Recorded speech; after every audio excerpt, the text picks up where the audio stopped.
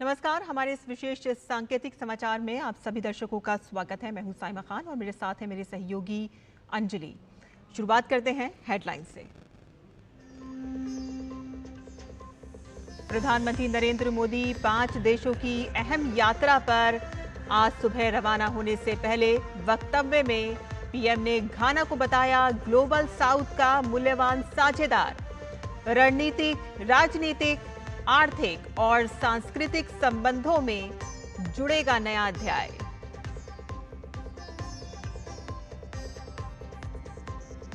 भाजपा के वरिष्ठ नेता राजनाथ सिंह ने बिहार में फिर से एनडीए सरकार बनाने का जताया भरोसा। कहा कि जो वादे करते हैं उसे करते हैं पूरा। बिहार चुनाव के लिए तैयारियों की समीक्षा के लिए बीजेपी की बड़ी बैठक।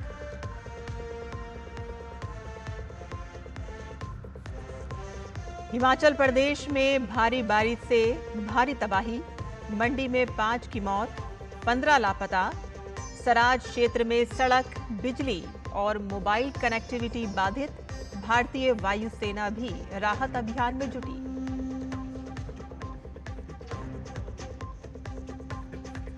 ईरान के राष्ट्रपति मसूद पेजेशियान ने की आईएईए से सहयोग निलंबित करने की घोषणा। परमाणु निरीक्षण अब राष्ट्रीय सुरक्षा परिषद की अनुमति पर निर्भर। पश्चिमी देशों पर इजराइल को शह देने का लगाया आरोप।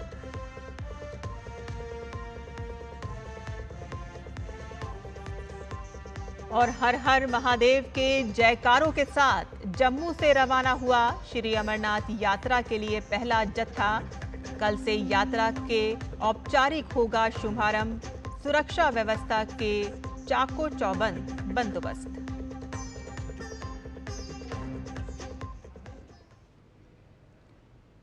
और अब समाचार विस्तार से।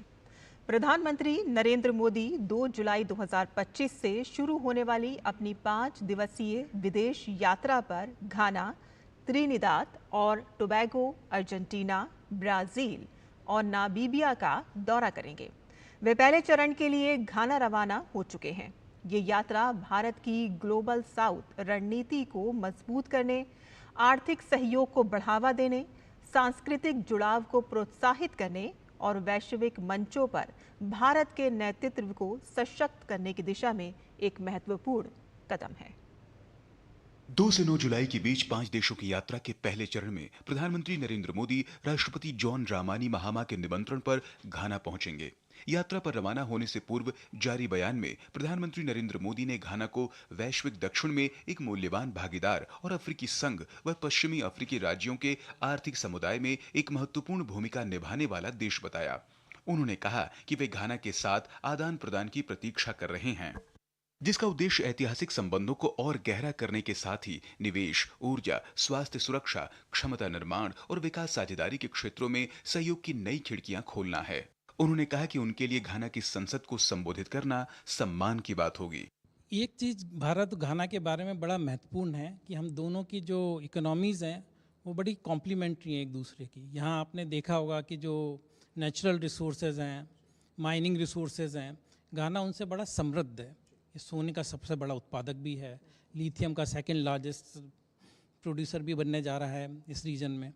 तो और दूसरी तरफ भारत की जो कैपेसिटीज़ है, हमारी एग्रीकल्चर है, हमारा मैन्युफैक्चरिंग है, हमारी आईटी है, हमारा स्पेस सेक्टर है, इन सब की घाना को बहुत ही ज़रूरत है। और साथ ही साथ क्या है कि हमारा इनके साथ बहुत ही गहरा रिश्ता भी है।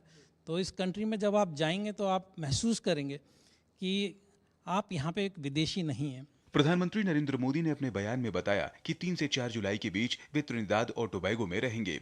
उन्होंने कहा कि यह एक ऐसा देश है जिसके साथ हम गहरे ऐतिहासिक, सांस्कृतिक और लोगों से लोगों के बीच जुड़ाव साझा करते हैं।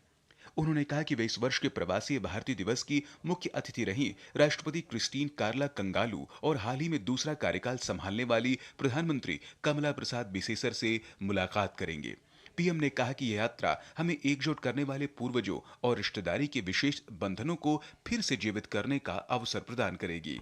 लोगों ने इतने समय के बाद भी, इतनी पीढ़ियों के बाद भी अपनी जो सांस्कृतिक जड़ें हैं उनको नहीं छोड़ा है। आप यहाँ आकर के दिवाली देखिए, आप इनकी होली और फगवा देखिए, आपको लगेगा नहीं कि आप भारत से बाहर आ गए। मुझे यहाँ इतने समय से हो गया, मुझे पूछते हैं कि लोग कैसे हैं, मैं कहता हूँ कि ये तो होम अवे फ्रॉम होम है। तो ये बहुत ही विशेष क्षण है उनके लिए कि भारत के प्रधानमंत्री यहाँ आ रहे हैं। तो जो सांस्कृतिक जुड़ाव है, जो लोगों के बीच जुड़ाव है, वो इतने वर्षों के बाद भी अक्षुण्ण है। त्रिनिदाद और टोबैगो के बाद प्रधानमंत्री नरेंद्र मोदी अर्जेंटीना की यात्रा करेंगे। यह 57 वर्षों में अर्जेंटीना में किसी भारतीय प्रधानमंत्री की पहली द्विपक्षीय यात्रा होगी। अर्जेंटीना लैटिन अमेरिका में एक प्रमुख आर्थिक साझेदार और G20 में एक करीबी सहयोगी है। पीएम ने कहा कि वे राष्ट्रपति जेवियर माइली के साथ चर्चा करने की प्रतीक्षा कर रहे हैं। पीएम ने बताया कि दोनों देश कृषि, महत्वपूर्ण खनिजों, ऊर्जा, व्यापार, पर्यटन, प्रौद्योगिकी और निवेश के क्षेत्रों सहित अपने पारस्परिक रूप से लाभकारी सहयोग को आगे बढ़ाने पर ध्यान केंद्रित करेंगे। प्रधानमंत्री नरेंद्र मोदी 6-7 जुलाई को रियो डी जेनेरियो में ब्रिक्स शिखर सम्मेलन में हिस्सा लेंगे।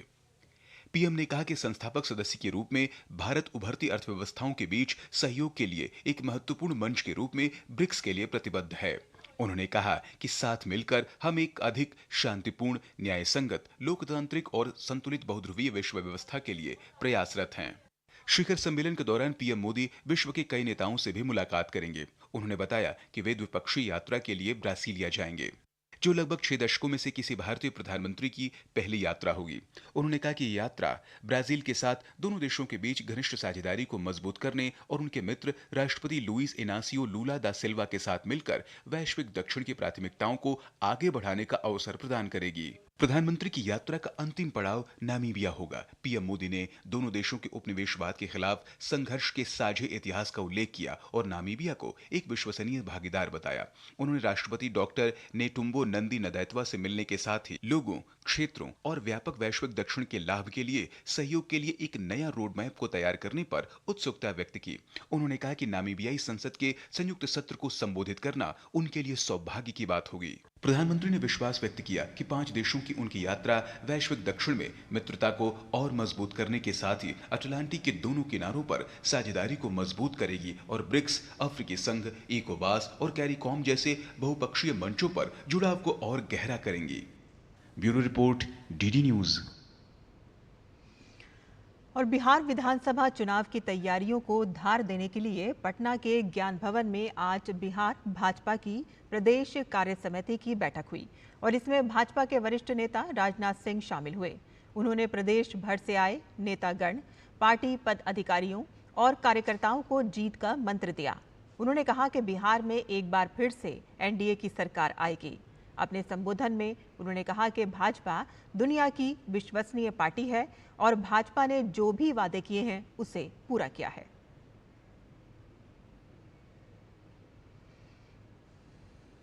मैं दावे के साथ कहता हूं, हमने जो भी वादे चुनाव के दौरान किए, अक्षरशः हर वादे को पूरा किया। मैं प्रेस के दोस्तों से भी कहना चाहता हूं कि हमारे चुनावी घोषणा पत्र को उठाकर देख लें कि हमने जो कहा है वो किया है अथवा नहीं है। लेकिन यह तीसरा कार्यकाल हमारे प्रधानमंत्री मोदी जी का जो है, उसमें अभी 4 साल शेष हैं। इस बात का भी ध्यान रखा जाना चाहिए। लोकतंत्र में यदि किसी राजनीतिक पार्टी के कार्यकर्ता के रूप में हमें काम करने का अवसर मिला है, तो हिंदुस्तान की नहीं, मैं कह सकता हूं कि दुनिया की सबसे विश्वसनीय राजनीतिक पार्टी है, सबसे क्रेडिबल राजनीतिक पार्टी है। राजनाथ सिंह ने कहा कि पीएम मोदी ने सिद्ध कर दिया है कि भारत बदल सकता है और आगे बढ़ सकता है। उन्होंने कहा कि भाजपा ही बिहार का गौरव लौटा सकती है। प्रधानमंत्री नरेंद्र मोदी जी ने विगत 11 वर्षों में सिद्ध किया है कि भारत बदल सकता है और भारत आगे बढ़ सकता है, बशर्ते नेतृत्व दृढ़ हो, नीयत साफ हो, नीति स्पष्ट हो और राष्ट्रहित सर्वोपरि रखा जाए। अब हमें यही विश्वास बिहार के हर निवासी के दिल तक पहुंचाना है। उसको पहुंचाने का काम यदि कोई कर सकता है तो आप जैसे भारतीय जनता पार्टी के कार्यकर्ता ही कर सकते हैं। अगर बिहार का खोया हुआ गौरव कोई शक्ति लौटा सकती है तो केवल भारतीय जनता पार्टी और एनडीए ही लौटा सकती है और कोई दूसरा नहीं लौटा सकता। प्रधानमंत्री नरेंद्र मोदी ने केंद्रीय मंत्री अन्नपूर्णा देवी के प्रौद्योगिकी के माध्यम से महिलाओं और बाल कल्याण के क्षेत्र में किए गए कार्यों की प्रशंसा की है। असल में केंद्रीय मंत्री अन्नपूर्णा देवी ने सोशल मीडिया प्लेटफॉर्म एक्स पर एक समाचार पत्र में छपे अपने एक लेख को साझा किया था, जिसमें उन्होंने अपने मंत्रालय से संबंधित कामों का जिक्र किया था।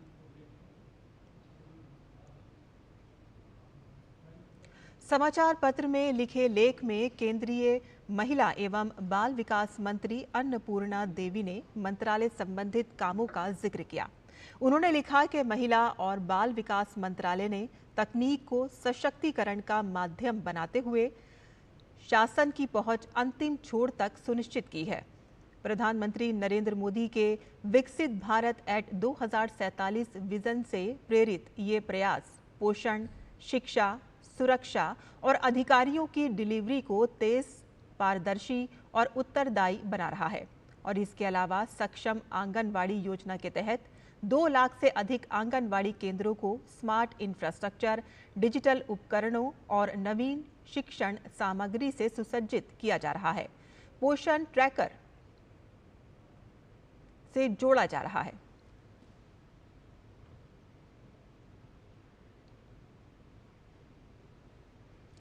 और यहां बुलेटिन में हम रुकते हैं एक छोटे से ब्रेक के लिए। आप देखते रहिए डीडी न्यूज़।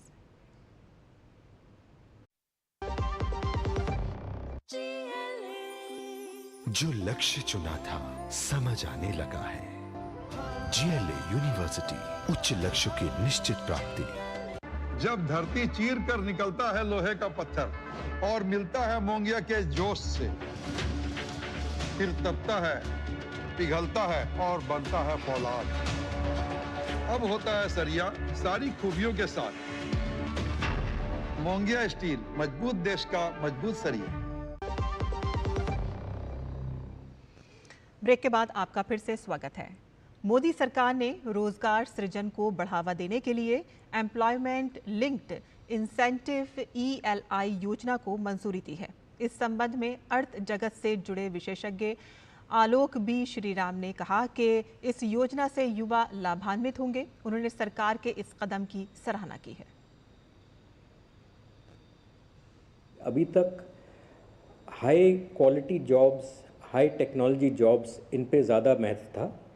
ये जो स्टेप है, ये जो हमारे आम आदमी, आम एजुकेशन के हैं, गवर्नमेंट सेक्टर के एजुकेशन के हैं, उनके लिए बहुत महत्वपूर्ण होएगा। जो हमारे ITI के स्टूडेंट्स निकलते हैं उनके लिए बहुत महत्वपूर्ण होएगा। और मैं सोचता हूँ कि मैन्युफैक्चरिंग इंडस्ट्री जो पूरी दुनिया में मानी जाती है कि बड़े जॉब्स क्रिएट करती है, उनके लिए बहुत महत्वपूर्ण होएगा। सारी जो मैन्युफैक्चरिंग इंडस्ट्री है वो अब कोशिश करेगी कि ये जो बढ़ावा दिया है गवर्नमेंट ने, इसका सब इंसेंटिव ले और आगे बढ़े, ज़्यादा जॉब्स क्रिएट करे। और मैं सोचता हूँ इंडियन मैन्युफैक्चरिंग की ड्यूटी बनेगी कि ये ज़्यादा जॉब्स क्रिएट करें इस स्कीम के तहत। केंद्रीय कैबिनेट से खेलो भारत नीति को मंजूरी मिलने पर देश के खिलाड़ियों ने खुशी जताई है। खिलाड़ियों ने प्रधानमंत्री मोदी और खेल मंत्री का आभार व्यक्त किया है। खिलाड़ियों का कहना है कि खेलो भारत नीति का असर ओलंपिक 2028 में दिखेगा। I would like to congratulate Prime Minister Narendra Modi ji and our Sports Minister and everyone in the country on the occasion of Khelo Bharat Niti Yojana that has been implemented. This is a great platform that our visionary leader Mr. Narendra Modi ji and the Sports Minister and the Sports Authority of India has initiated for our country. This is going to be a benchmark for all the sports persons that are willing and are aiming to bring pride for our country. बहुत बहुत शुक्रिया अदा करना चाहूँगा हमारे PM का, हमारे खेल मंत्री का, हमारे एंड डेफिनेटली ये बहुत ही आगे जाके बहुत काम करेगी। नई स्कीम जो है ये ऑब्वियसली 24 ईयर्स बाद में ये कोई स्कीम आई है ऐसी जो इंडिया में नए इंफ्रास्ट्रक्चर्स, नए पोडियम्स, नए अच्छे अच्छे खिलाड़ी जो तैयार करेंगे। एंड डेफिनेटली ये हमारे उसमें भी काम आएगी जो हम 2036 का ओलंपिक हम कराने की सोच रहे हैं। एंड मैं ऑल द बेस्ट कहना चाहूँगा हमारे मंत्री जी को भी कि ये स्कीम ऐसे ही आगे चलती रहे और हमें इसमें बहुत सारी सुविधाएं मिलें। इस बार बहुत अच्छी नीति आई है जिससे डायरेक्ट एथलीट्स तक सब कुछ पहुंच रहा है साई के द्वारा, और एथलीट्स को अब कोई चीज़ के लिए किसी के लिए हाथ नहीं फैलाना पड़ेगा और वो खुद की मेहनत पर खुद को साबित कर पाएंगे। जो विकसित भारत का जो एक सपना है, तो विकसित खेल का एक सपना बहुत जल्दी ही पूरा हो जाएगा देश के लिए, और शायद 28 से पहले एशियन गेम्स में ही हमें इसके रिजल्ट अच्छे मिल जाए। और कार्मिक, लोक शिकायत और पेंशन मंत्रालय में राज्य मंत्री डॉक्टर जितेंद्र सिंह ने आज पेंशन मुकदमेबाजी पर राष्ट्रीय कार्यशाला को संबोधित किया। पेंशन मुकदमेबाजी पर राष्ट्रीय कार्यशाला में कानूनी विशेषज्ञों सहित सभी मंत्रालयों और विभागों के नोडल अधिकारी और पैनल परामर्शदाताओं ने भाग लिया और मुकदमेबाजी प्रबंधन में सुधार और अधिक समन्वय सुनिश्चित करने के लिए सरकार की प्रतिबद्धता को दोहराया। कार्यशाला को संबोधित करते हुए डॉक्टर जितेंद्र सिंह ने कहा कि पेंशन कर्मचारी द्वारा दी गई सेवा की स्वीकृति है और पेंशन भोगियों के लिए सम्मानपूर्ण जीवन सुनिश्चित करती है और इसीलिए पेंशन मुकदमेबाजी को समय पर और प्रभावी तरीके से निपटाया जाना चाहिए।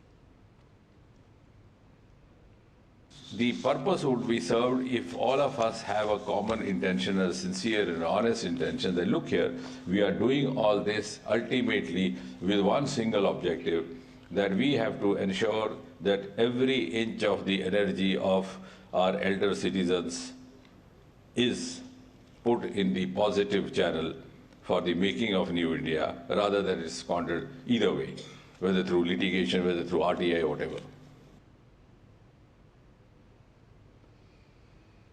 कोलकाता में सामूहिक दुष्कर्म की घटना पर राष्ट्रीय महिला आयोग की अध्यक्ष विजय राहटकर ने कड़ा रोष व्यक्त किया है। उन्होंने कहा कि ये एक निंदनीय और दुर्भाग्यपूर्ण घटना है और आयोग ने इस पर सख्त कार्रवाई की है। इस मामले में जो भी दोषी है उन्हें बख्शा नहीं जाना चाहिए। राहटकर ने कहा कि पश्चिम बंगाल में इस तरह की घटनाएं बार-बार सामने आ रही हैं। उन्होंने साथ ही कहा है कि आयोग पीड़ित महिलाओं को न्याय दिलाने के लिए हर संभव प्रयास कर रहा है। जिस तरीके से कोलकाता में रेप की घटना घटी है वो बहुत निंदनीय है और ऐसे घटनाएं बार बार पश्चिम बंगाल में हमें नज़र भी आ रही है। राष्ट्रीय महिला आयोग ने तुरंत उसका खुद संज्ञान होते हुए हमने पुलिस को वहाँ पे लिखा था कि वो इसमें वो ठीक से कार्यवाही करे। बुरा कदम उठाया है, लड़की के साथ अत्याचार किया है, उनको कहीं भी न बख्शे। इस विषय पे राष्ट्रीय महिला आयोग पूर्णतः ध्यान दे रहा है, देख रहा है पुलिस क्या कार्रवाई कर रही है। पर एक बात ज़रूर है कि ऐसी घटनाएं जो होती है, इस घटना को हम निंदा तो करते हैं पर साथ साथ उन बेटियों को न्याय मिले, इस पूरे क्रम में हम काम भी कर रहे हैं। भाजपा मुख्यालय दिल्ली में अल्पसंख्यक चौपाल कार्यक्रम की समीक्षा रिपोर्ट अल्पसंख्यक मोर्चा के राष्ट्रीय अध्यक्ष जमाल सिद्दीकी को सौंपी गई। भाजपा अल्पसंख्यक मोर्चा के राष्ट्रीय सह मीडिया प्रभारी फैसल मुमताज ने ये रिपोर्ट सौंपी। रिपोर्ट में मोदी सरकार 3.0 की पहली सालगिरह के अवसर पर अल्पसंख्यक मोर्चा द्वारा सरकार की उपलब्धियों को साझा करने के लिए देश भर में अल्पसंख्यक चौपाल कार्यक्रम आयोजित किया गया था, जिसकी समीक्षा रिपोर्ट आज सौंपी गई। इस मौके पर अल्पसंख्यक मोर्चा के राष्ट्रीय उपाध्यक्ष SM अकरम, राष्ट्रीय कार्यकारिणी सदस्य एवं सूफी संवाद अभियान के राष्ट्रीय प्रभारी डॉक्टर असलम फिरोज खान सहित पार्टी के पद अधिकारी मौजूद रहे। फैसल मुमताज ने बताया कि अल्पसंख्यक मोर्चे की तरफ से आयोजित अल्पसंख्यक चौपाल कार्यक्रम का मुख्य उद्देश्य मोदी सरकार के पिछले 11 वर्षों के दौरान किए गए जनहितैषी कार्यों और उपलब्धियों के बारे में अल्पसंख्यक समुदाय के लोगों को बताना और जागरूक करना है।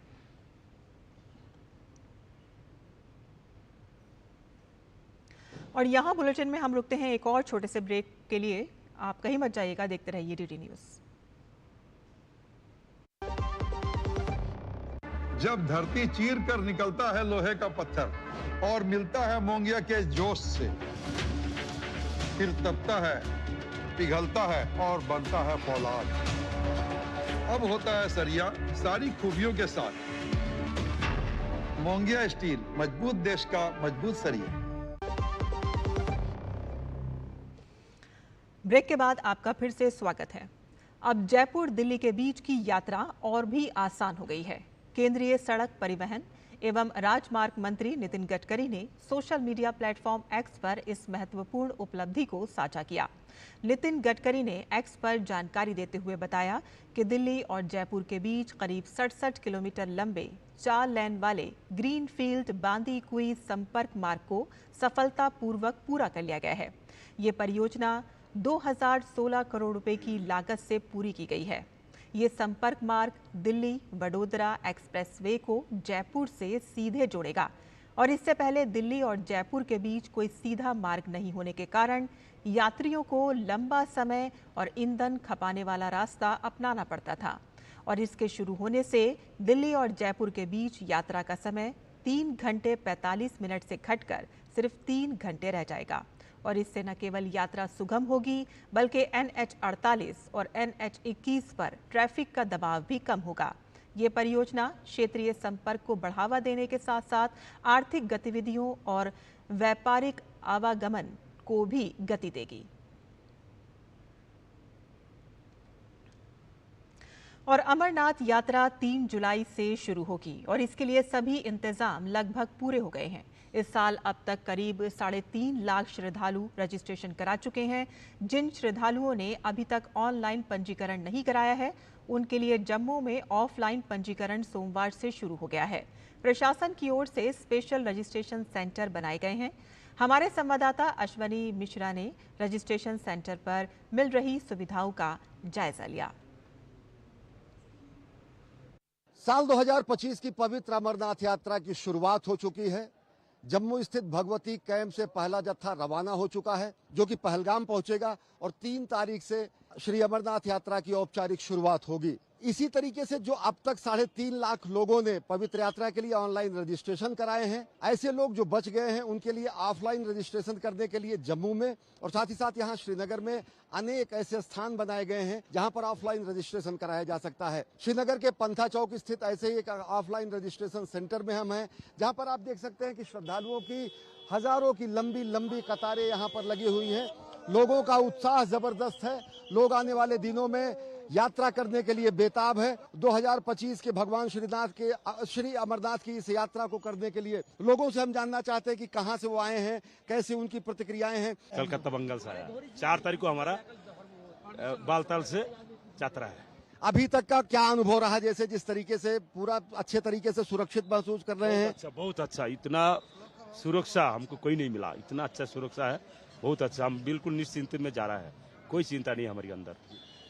बहुत सारे लोग हैं यहाँ पर, देश के अलग अलग हिस्सों से आए हैं। पूरा देश उमड़ कर आता है यहाँ पर यात्रा करने के लिए। अमरनाथ की यात्रा में कहाँ से आए हैं? जी, मैं पश्चिम बंगाल से आया हूँ और सुरक्षा बल मतलब जगह जगह पे है ना, इंडियन आर्मी का जवान है, CRPF का जवान है, सुरक्षा बल तो ठीक है। अभी यहाँ पे आप लोगों ने ऑफलाइन रजिस्ट्रेशन करा लिया है, अब यहाँ से RFID के लिए आप लोग लगे हुए हैं। RFID कर लिए।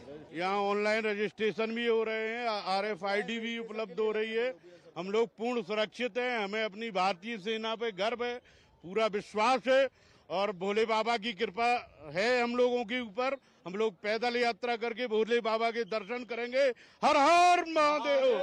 भारत माता की, भारत माता की। देख रहे हैं जबरदस्त उत्साह है लोगों में। आप लोग यात्रा शुरू करने के लिए ऑफलाइन रजिस्ट्रेशन सेंटर पे यहाँ पे हैं। पहलगाम से यात्रा करेंगे या बालटाल से? पहलगाम से यात्रा कर रहे हैं सर हम लोग। अभी लोगों के मन में बड़ी आशंका थी, लेकिन देख रहे हैं 3.5 लाख से ज्यादा ऑनलाइन रजिस्ट्रेशन हो गए हैं। प्रतिदिन यहाँ पे हजारों रजिस्ट्रेशन हो रहे हैं। देश की सेना पे पूरा भरोसा है, हमारी यात्रा बिल्कुल सुरक्षित होगी। यात्रा का जो कॉन्वॉय है, जो जत्था का जो पूरा का पूरा जत्थे का कॉन्वॉय है, उससे इतर उतर न हो और साथ ही साथ उन सभी नियमों का पालन करें जो यहाँ के स्थानीय प्रशासन और पुलिस द्वारा निर्धारित किए गए हैं।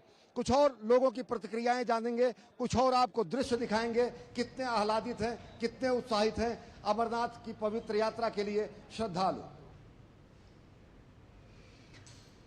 और जम्मू कश्मीर में पवित्र अमरनाथ यात्रा की तैयारियों को लेकर प्रशासन पूरी तरह से मुस्तैद है। 3 जुलाई से शुरू हो रही इस यात्रा को लेकर श्रद्धालुओं में काफी उत्साह है। यात्रियों को किसी तरह की समस्या ना हो, इसके लेकर हर स्तर पर तैयारी की जा रही है। जम्मू कश्मीर के मुख्य सचिव अटल डुल्लू ने भगवती नगर कैंप का दौरा कर अमरनाथ यात्रा से संबंधित तमाम व्यवस्थाओं का जायजा लिया और इसके साथ ही उन्होंने संबंधित अधिकारियों को यात्रा को सुचारू और सुरक्षित बनाने की दिशा में कई दिशा निर्देश भी दिए। अटल डुल्लू ने कहा कि इस बार की यात्रा को लेकर तमाम इंतजाम किए जा चुके हैं और सभी श्रद्धालु बिना किसी परेशानी के बाबा अमरनाथ के दर्शन के लिए आमंत्रित हैं। सभी डिपार्टमेंट्स ने अपनी पूरी तैयारी कर ली है। वो सुरक्षा की व्यवस्था हो, खाने पीने की व्यवस्था हो, रहने की व्यवस्था हो, बाकी जो लॉजिस्टिक्स चाहिए, हेल्थ के अरेंजमेंट्स, RFID के अरेंजमेंट्स, जो कुछ भी हम यात्रा के अरेंजमेंट्स करते हैं वो सब हो चुके हैं। अब हमारी उम्मीद है कि अगले 38 दिन तक हमारी पूरी यही कोशिश रहेगी कि हमारी ये जो श्री अमरनाथ जी यात्रा 2025 है, ये एक बड़े ही स्मूथ तरीके से कंडक्ट हो। वहीं हिमाचल प्रदेश में पिछले 3 दिनों से भारी बारिश हो रही है। 3 दिनों में बारिश ने मंडी में तबाही मचा रखी है और अब तक अलग अलग घटनाओं में 5 लोगों की मौत हो गई है और 15 लोग अभी भी लापता हैं। 30 जून और 1 जुलाई को हुई बारिश से सबसे ज्यादा नुकसान सराज में हुआ है। लगातार बारिश से सराज विधानसभा क्षेत्र के दूर दराज के क्षेत्र ठुनाग गांव में भयानक तबाही हुई है। हालात इस हद तक खराब हो गए हैं कि 1 किलोमीटर के दायरे में भी पता नहीं चल पा रहा है कि क्या हो रहा है। सड़कें, बिजली और मोबाइल कनेक्टिविटी पूरी तरह से कट हो गई है। बिजली और पानी की आपूर्ति व्यवस्था बाधित है। मौसम विभाग ने 3 जिलों के लिए ऑरेंज अलर्ट जारी किया है। वर्तमान स्थिति को ध्यान में रखते हुए राहत एवं बचाव कार्य जारी हैं। खाद्य सामग्री और अन्य जरूरत के सामान के पहुंचाने के लिए भारतीय वायुसेना का हेलीकॉप्टर मंडी पहुंच चुका है। पहली उड़ान के दौरान 100 पैकेट्स पहुंचा दिए गए हैं। दूसरी उड़ान के लिए मौसम के साफ होने का इंतजार किया जा रहा है।